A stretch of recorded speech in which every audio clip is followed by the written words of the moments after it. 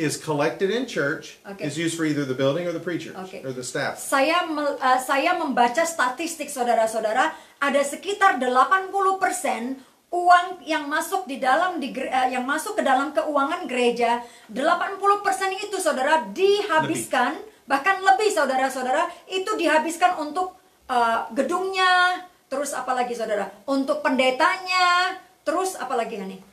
For the staff in the building. Untuk staffnya dan untuk gedungnya, saudara-saudara. So now if we look in the Bible, they didn't even have a building. Kalau kita lihat di Alkitab, mereka bahkan tidak memiliki gedung atau bangunan. Someone opened their house. Itu adalah orang-orang yang membuka rumah mereka.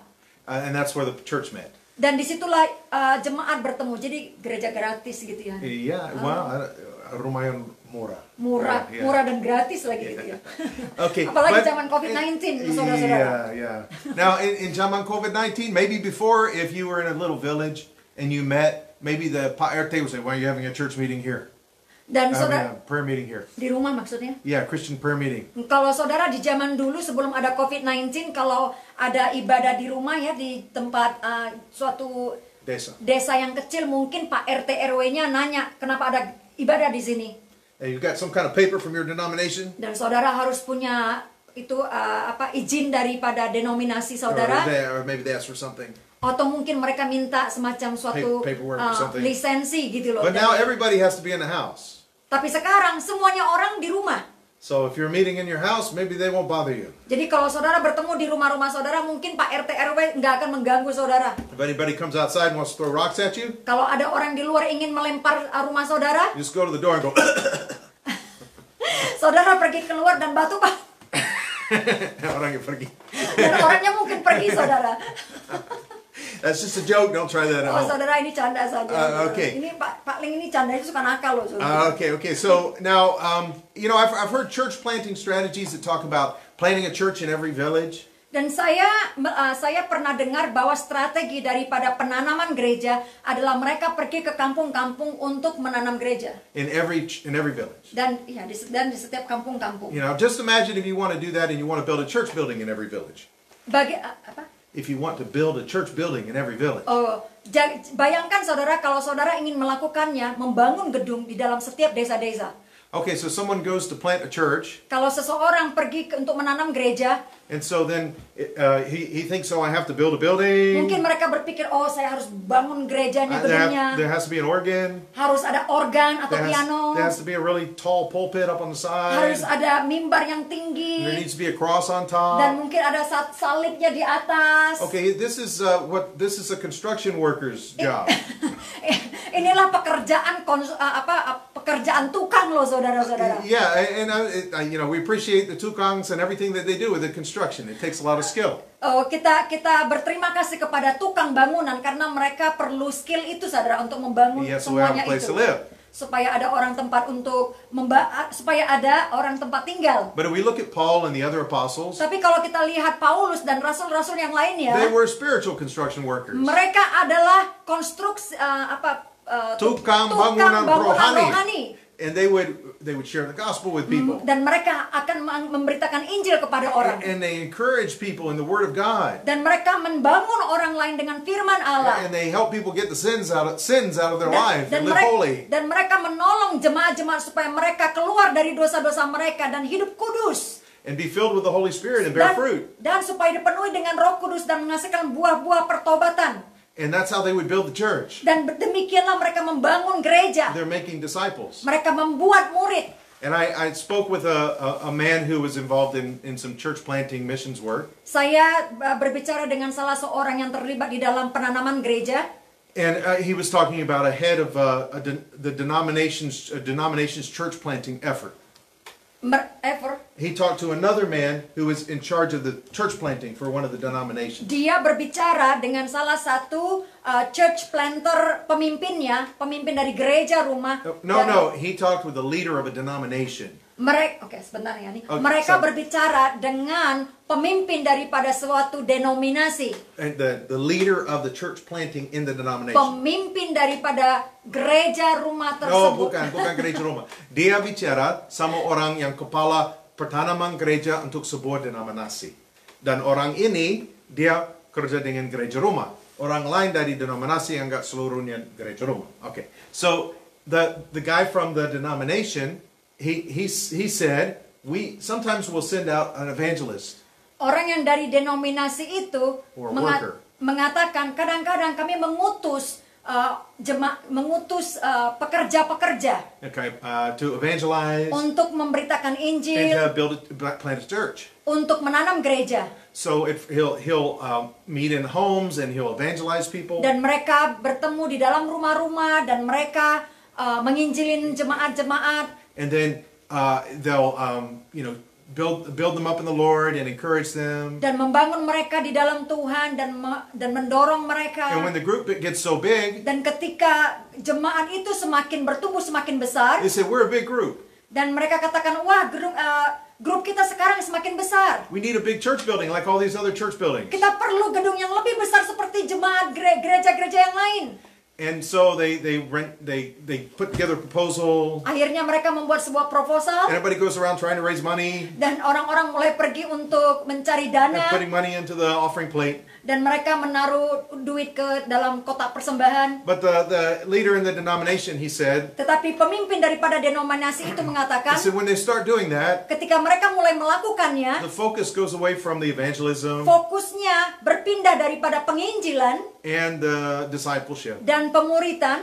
And then it's about raising the money. Dan sekarang mereka fokusnya itu untuk bagaimana cara untuk mendapatkan dana. And once they go in the building. Dan ketika mereka sudah bangun di dalam dan ketika mereka sudah pindah di dalam gedung itu. Then the focus is on following the program and the schedule. Dan fokusnya mulai berpindah kepada fokus kepada program-programnya dan schedule-schedule-nya. And he says, I like what you guys are doing with the homes here. Dan orang itu mengatakan, saudara-saudara, saya senang dengan apa yang saudara lakukan ketika di rumah. Because you're just staying in the evangelism and discipleship. Sebab saudara bisa berfokus dengan penginjilan dan pemuridan. And you don't worry about the rest of the stuff. Dan saudara tidak perlu khawatir dengan atau sibuk dengan hal-hal yang lainnya. Now, and if we look in the Bible, they had the discipleship and the evangelism. Dan kalau kita lihat di Alkitab ada penginjilan dan ada pemuritan. The mutual exhortation in the body of Christ. Ada saling menguatkan satu dengan yang lain di dalam tubuh Kristus. And we don't see the proposals for the building and moving into the ruko and building the church building. Kita tidak ada lihat di Alkitab mereka membuat proposal untuk ruko dan untuk membangun gedung-gedung gereja. So it must not have been that important to the apostles. Berarti itu tidak penting bagi rasul-rasul pada saat itu. Peter says you are his church. He says you are his building. Peter says you are Petrus his mengatakan engkaulah gedung bangunan itu, bangunan Allah. Yeah, so we're the building of the Lord, and that's what the Lord wants to build. Kita adalah gedungnya Tuhan, bangunannya Allah. Ngomong-ngomong kami udah bicara itu loh, identitas gereja Tuhan loh. Wow. Wow, good ya, murid-murid di sekolah Nabi dan doa. Itu dari sekolah dia, ya. Okay. So, yeah, what was I? Lost my train of thought there. I was going to say something really good, and I forgot it. Okay. Saya jadi lupa, saudara. Yeah, and it was really good too, whatever it was. Dan itu bagus juga, saudara. But I forget what it was. Tapi saya lupa. Okay, so now let's see. Fellowship. Yeah. So if we meet in homes. Jadi kalau kita ketemu di rumah-rumah, you know, a lot of people, the guys that go to the mosque in your neighborhood, the Muslims that go to the mosque in your neighborhood. Dari saudara-saudara kita dari Muslim, mereka pergi ke masjid-masjid di sekitar mereka. They come home from work and take a bath in the mosque or something. Mereka pulang ke rumah, mandi, dan mereka langsung pergi ke masjid. They go pray. Yeah. Dan mereka berdoa. If you want to have a midweek meeting in Jakarta. Kalau saudara ingin pertemuan ibadah tengah minggu di Jakarta. Or Surabaya. Atau di Surabaya. Or maybe even in Medan. Atau mungkin di Medan. You've got to come home. Saudara pulang ke rumah. You take care of your kids. Dan take what? Take care of your kids. Mengurus anak-anak saudara. Then wash all the daki Jakarta off your face. Dan cuci semuanya daki-daki Jakarta dari wajah saudara. Or whatever. And then you got to go all the way, 5 hours on the road to Dan get to the meeting. saudara harus pergi bahkan berjam-jam hanya untuk mengadakan pertemuan ibadah, apalagi di Jakarta yang macet. And by the time you get there, you might be late. Dan pada saat saudara sampai di sana, mungkin saudara sudah telat. So a lot of people just go to church once a week. Jadi banyak orang yang pergi ke gereja cuma sekali seminggu. And now the roads are empty and they won't let you go anywhere. Dan well, maybe it's open now. But, dan sekarang jalan-jalanan kosong, tapi mereka tidak mengizinkan orang-orang pergi karena COVID-19. Iya. Dan mungkin sudah buka nggak di Jakarta? Ada sih, sudah ada yang buka. Okay. All right. Tapi ya minggu lalu begitu ya. So now let's see where we're at here. So yeah, if you have meetings now during the charismatic revival around 1980, late 70s, early 80s in England. Ketika ada satu kebangunan rohani yang terjadi di Inggris tahun around 1980, late 70s, di tahun 1980-an. I've heard some testimonies from people who were in that revival. Saya dengar ada testimoni dari kebangunan rohani di sana. And they said about the number of people that identified as born again believers, evangelicals, that tripled during that time. Jumlah orang-orang yang lahir baru, yang karismatik atau yang Injili, saudara-saudara, itu bertumbuh sampai 3 kali lipat, saudara-saudara, pada masa kebangunan rohani itu. And so there's one guy who said that I was sitting in my house. Ada satu orang yang berkata, suatu hari saya duduk di rumah saya. Somebody knocked on the door. Seseorang mengetuk pintu. And I opened it. Dan saya buka. And he said, "Can you tell me how to become a Christian?" Dan dia katakan kepada saya, tolong, bisakah saudara mengatakan kepada saya bagaimana menjadi orang Kristen? And that's the kind of revival they were having. Dan seperti itulah kebangunan rohani yang terjadi pada masa itu. And in London, on one street, there would be a prayer meeting where people would gather together and they would exercise gifts of the Spirit. Di London mereka ada pertemuan di jalan-jalan. Satu rumah on one road there'd be a little prayer meeting, and one meeting of Christians on another. A few streets over, there's another meeting of Christians. A few streets over, there's another meeting of Christians. Jadi saudara, pada waktu itu di London, pada waktu terjadi kebangunan rohani itu, pada masa itu saudara-saudara, selalu ada pertemuan ibadah di satu sudut kota atau nanti di sudut jalan lainnya, tidak jauh lagi saudara, di dalam ada sebuah rumah, pertemuan ibadah di sebuah rumah, dan jaraknya itu berdekatan satu dengan yang lain di tiap-tiap titik-titik itu, saudara. And they would experience gifts of the Spirit, speaking in tongues with interpretation and prophecy. Dan mereka mulai mengalami kepenuhan Roh Kudus. Ada yang orang berbahasa roh, ada yang bernubuat, ada yang menerjemahkan bahasa roh. Jadi banyak karunia-karunia rohani terjadi. They minister to each other. Dan mereka melayani satu dengan yang lain, saling melayani. But after a while they got big. Dan setelah itu mereka menjadi besar. And they said, "We need to get a building." Dan mereka mulai berkata, kita perlu gedung. And then they moved into the building. Dan mereka pindah ke sebuah gedung. And I don't know if that's why the revival maybe died down a little bit. Dan saya tidak tahu, tapi sejak itu saudara, kebangunan rohani pada saat itu mereka mulai pindah ke sebuah gedung dan kebangunan kegerakan itu mulai turun, saudara-saudara. But I don't know if that's why, but Saya tidak tahu apakah karena itu, tapi ya itu yang terjadi. Well, I don't know. That's some people's opinion on it. I don't know. Maybe some people may think the revival went on. So never mind. Erase that comment. Okay. Anyway, you translated a little more than I said, I think. But okay, so let's open up to 1 Corinthians 14. Mari kita buka di 1 Korintus 14. Let's read verse 26. Mari kita baca di ayat 26. Jadi bagaimana sekarang saudara-saudara, bila mana kamu berkumpul, hendaklah tiap-tiap orang mempersembahkan sesuatu, yang seorang mazmur, yang lain pengajaran, atau penyataan Allah, atau karunia bahasa roh, atau karunia untuk menafsirkan bahasa roh. Tetapi semuanya itu harus dipergunakan untuk membangun. Ngomong-ngomong kami pelajarin juga loh itu. Oh, really? Iya. Oh, okay. Hey. Kita udah lebih dulu nih ya, saudara-saudara ya, dari sekolah Nabi dan Oh, okay. Well, if you look here, kalau kita lihat di sini, saudara-saudara, it doesn't say how is it then when you come together, brothers? Tidak dikatakan apa? Jadi bagaimana sekarang saudara-saudara kalau kalian berkumpul, duduk, diam, tutup mulut kamu karena kamu belum lulus sekolah Alkitab. Dan kamu belum dikasih tabisan dari denominasi, penabisan dari denominasi. Lalu kamu tidak boleh melakukan apa-apa kecuali nyanyi dan kasih duit dan pulang dan kembali minggu depan dan pendetanya harus ngomong.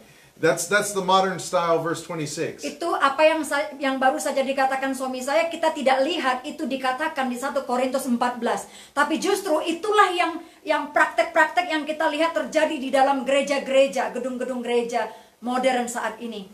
But we see in the Bible, in one of the very few passages in the Bible, the longest chapter that tells you what to do in church.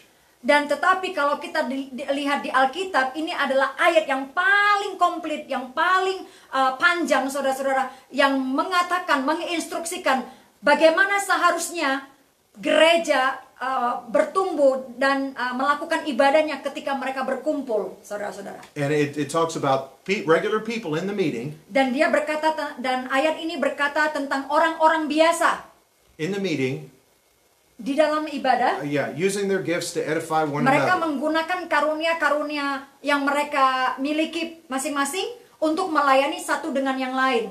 So we see someone can sing a song. Jadi ada jemaat yang mungkin bisa bernyanyi, bermasmur. Ada yang bermasmur. Paul told the Ephesians and the Colossians to speak to yourselves in psalms, hymns, and spiritual songs. Paulus berkata di dalam Efesus untuk bernyanyilah dalam lagu rohani, dalam mazmur, psalms, hymns, and spiritual songs. I don't know. Bermasmur dan lagu-lagu rohani, saudara-saudara. Okay, so and it says to one of the examples of what you might say is teaching. Dan salah satu contohnya di sini adalah mengajar. Now, the book of James says for not everyone to be teachers. Dan di dalam kitab James itu apa ya? James 3 chapter. Yakobus, di dalam buku Yakobus mengatakan tidak semua orang menjadi pengajar. But in the book of Hebrews it says for the time you ought to be teachers. For the amount of time you've been a Christian, you should be a teacher. Tapi di dalam kitab Ibrani dikatakan seharusnya kalian itu sudah menjadi pengajar-pengajar. So if you're in the faith for a long time and you grow, jadi kalau saudara sudah menjadi Kristen untuk waktu yang lama dan saudara bertumbuh, you should be able to do some kind of teaching. Saudara sudah seharusnya bisa melakukan pengajaran. If you're a mother or a father, you should be teaching your kids. Kalau saudara adalah orang tua, saudara mesti mengajar anak-anak saudara. So some people are really gifted in teaching. Kadang-kadang ada banyak orang yang mereka memiliki karunia di dalam mengajar. Ada orang tertentu yang dikaruniakan mengajar. And then other people are gifted in other ways. Dan ada orang yang dikaruniai dengan karunia-karunia yang lain. So if we look here, another thing that you might share is penyataan Allah. Dan kita bisa lihat juga di sini ada seseorang yang bisa memberikan penyataan Allah. So there's different things like prophesying. Jadi ada bermacam-macam seperti prophesying, bernubuat, words of wisdom, words of knowledge, roh pengetahuan atau roh pengetahuan, wisdom of knowledge, dan roh hikmat. Roh, do you say that? Kata marifat or kata karunia hikmat? Untuk It's from 1 Corinthians 12. Okay, there's a bunch of gifts in 1 Corinthians 12. Ada di dalam 1 Korintus 12 ada berbagai macam-macam karunia roh. And I know charismatics are really excited about some of the gifts. Saya tahu ada banyak gereja karismatik yang sangat bersemangat tentang karunia-karunia roh. In 1 Corinthians 12. Di dalam 1 Korintus 12. But we need to keep reading the book. Tapi kita harus terus membaca ayat itu sampai ke bawah. Into chapter 14. Sampai ke ayat 14. So that we can see that the gifts are supposed to be used in the church meeting. Supaya kita bisa melihat bahwa karunia-karunia itu mestinya digunakan di dalam pertemuan-pertemuan ibadah. Now 1 Corinthians 12 tells us that these gifts are given for the common good. Di dalam 1 Korintus 12 kita melihat bahwa semua karunia-karunia ini digunakan untuk membangun the body of Christ. Membangun semua tubuh Kristus. But how can I build somebody up with my gift if I can't ever use it on them? Tapi bagaimana saya bisa membangun orang lain kalau saya tidak memiliki kesempatan untuk membangun orang tersebut?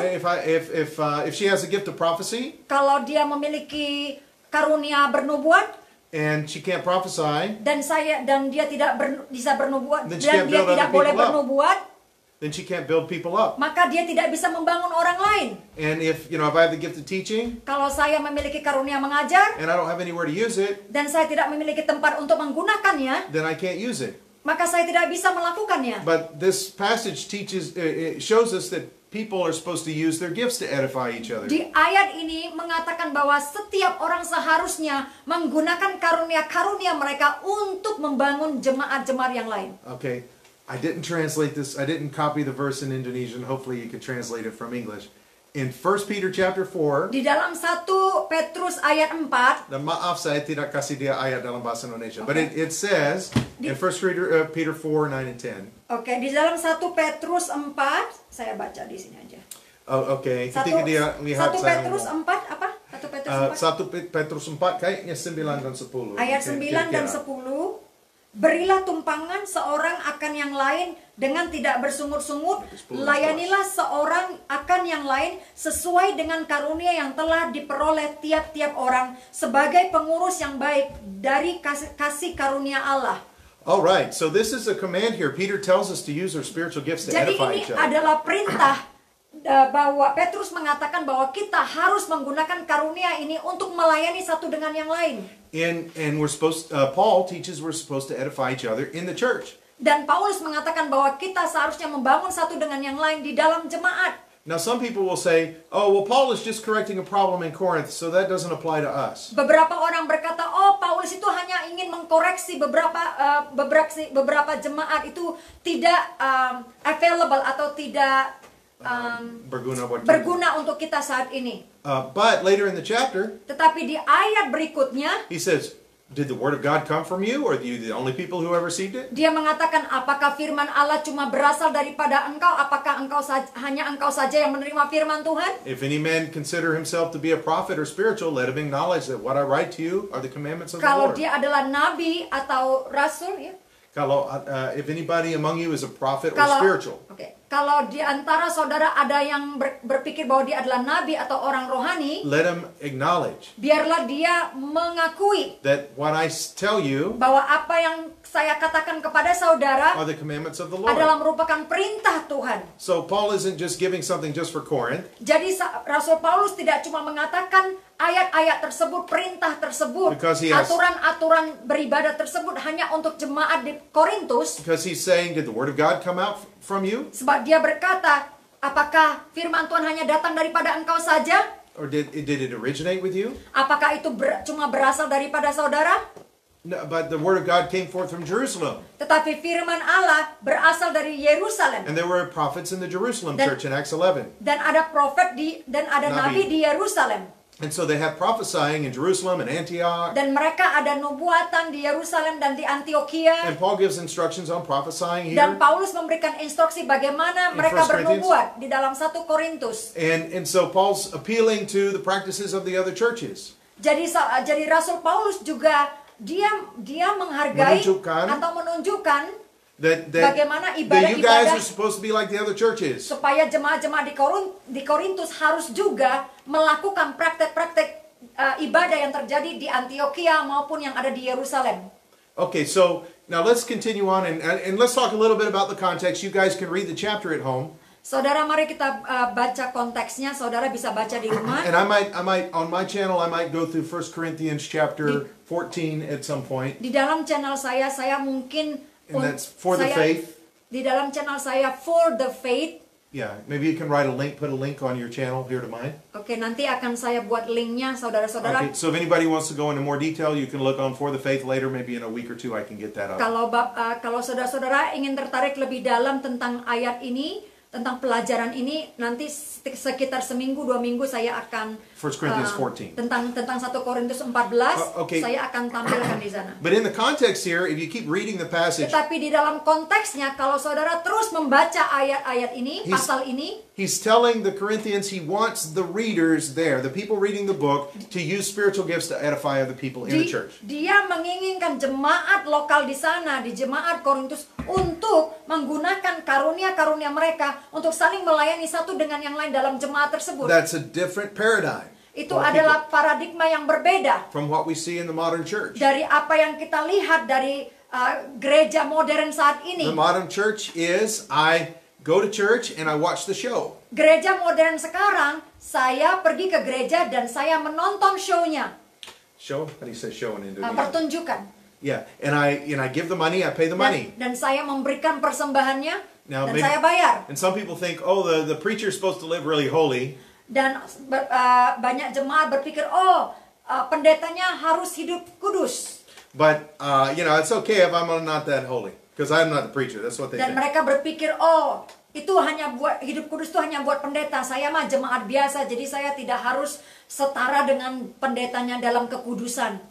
And so Jesus said, take up the cross and follow. If any man will come after me, take up the cross and follow me. Tetapi Yesus berkata, jikalau seseorang menjadi muridku dan tidak memikul salibnya, No, he has to take up the cross and follow me. dia harus, kalau seseorang ingin mengikut aku, dia harus memikul salibnya. And so, but they want to just put the cross on the preacher.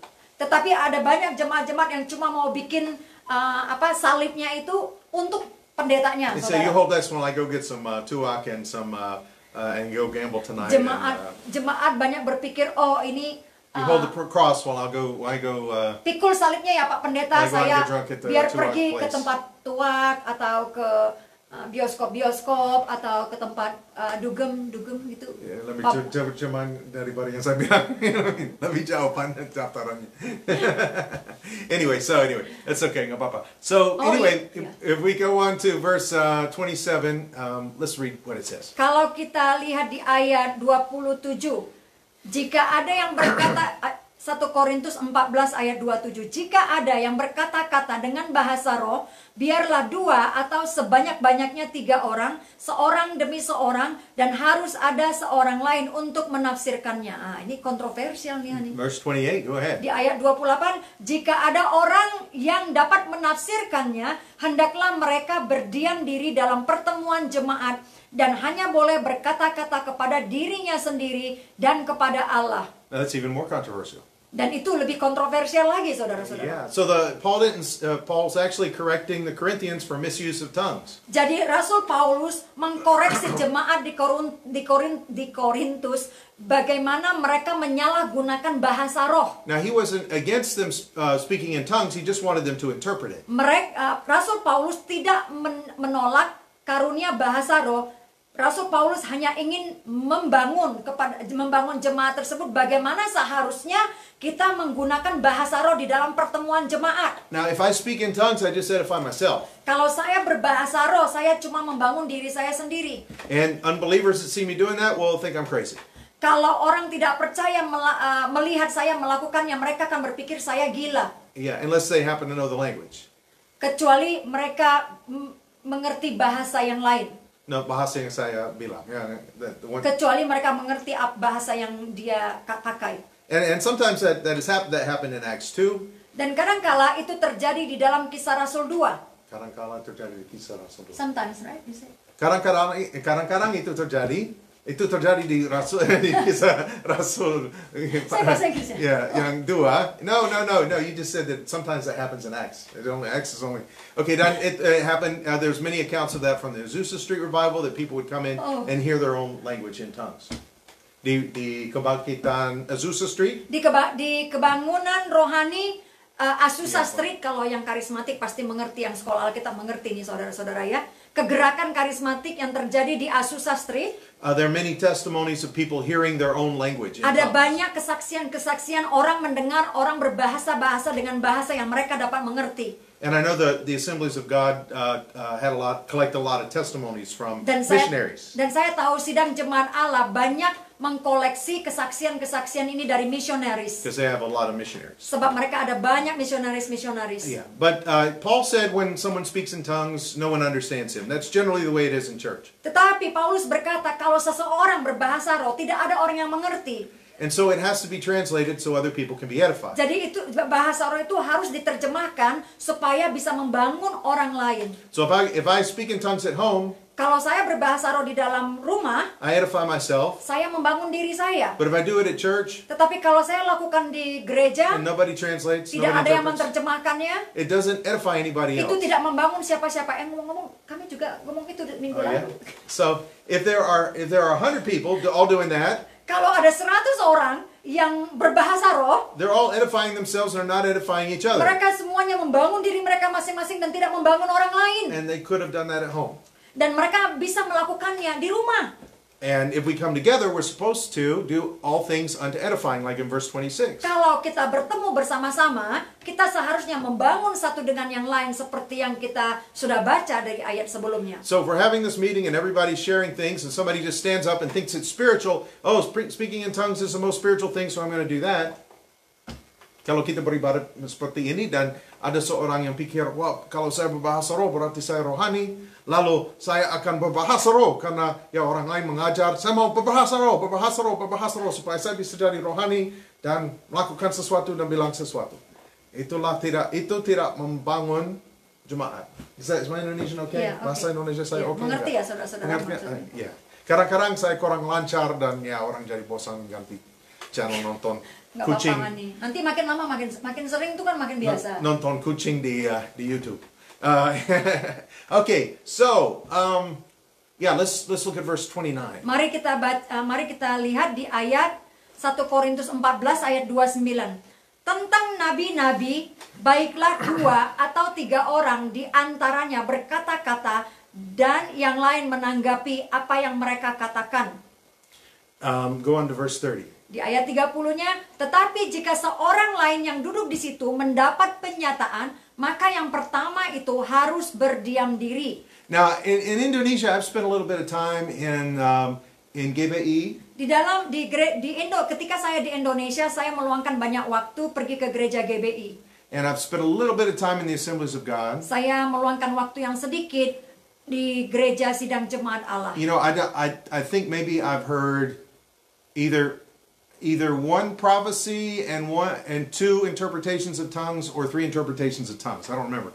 My whole time in Indonesia, 12 years. Seluruh waktu saya 12 tahun di Indonesia ketika saya menghadiri gereja ini tersebut sedang jemaat Allah dan juga gereja GBI, saya cuma mendengar seseorang yang menafsirkan bahasa roh cuma 2 atau 3 kali.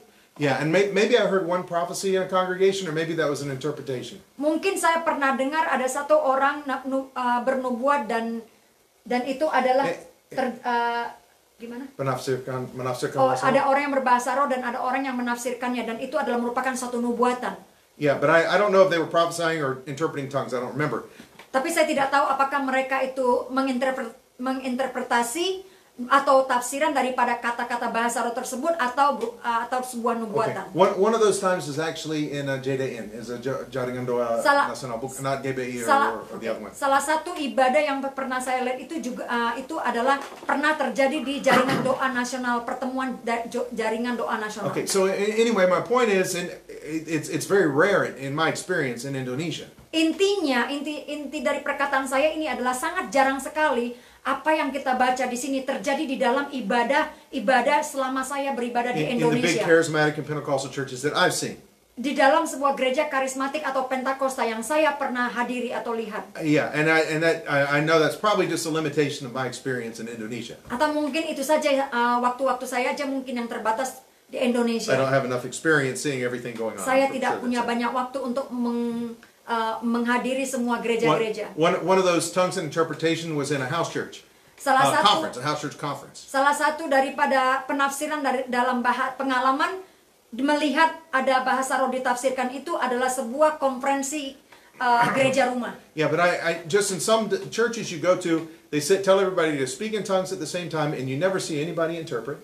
Dan kebanyakan yang saya lihat, saya menghadiri gereja yang besar dan pemimpinnya mengatakan berbahasa roh, tapi tidak ada satupun yang menafsirkan bahasa tersebut. But people think, oh, a church is so spiritual and gifted because we speak in tongues. Tapi ada banyak orang yang berpikir, oh, gereja kita sangat rohani sebab semua orang berbahasa roh. But if you look at verses 12 and 13 of this chapter, tetapi kalau kita lihat di ayat 12 dan 13, Paulus berkata, if you're zealous about spiritual gifts, kalau saudara benar-benar semangat untuk karunia-karunia rohani, then you should seek to excel to the edification of the church.